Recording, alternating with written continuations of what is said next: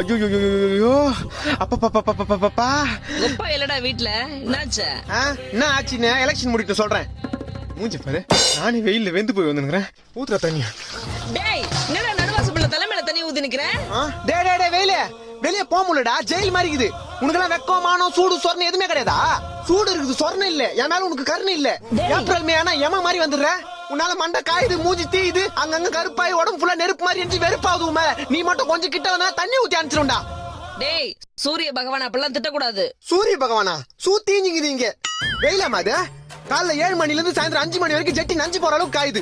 அதான் உடம்புல தண்ணி ஊத்திக்கினேல, சில்லுன்னு இருக்கும், உள்ளவா. இன்னும் எத்தனை நாளைக்கு இந்த மாதிரி? டேய், வெயில் காலம் வந்தா அப்படிதான் இருக்கும். அதுக்கு என்ன பண்ண சொல்ற? 30,000 கூட கொடைக்கானல் போய் ஒரு 3 மாசம் இருந்து வரேன். எது 30,000? பாத்தியம்மா, வெளியே போனா வெயில் அடிக்குது, வீட்டுக்கு வந்தா நீ அடிக்கிற. இந்த வெயில்னால எனக்கு எவ்வளவு வேதனை பாத்தியா? ஏ வெயிலே, உன் வெப்பநிலையை காமிச்சல, என்ன வெறுப்பேத்தில, என் அம்மா கிட்டே என்ன அடி வாங்க வச்சல. நானும்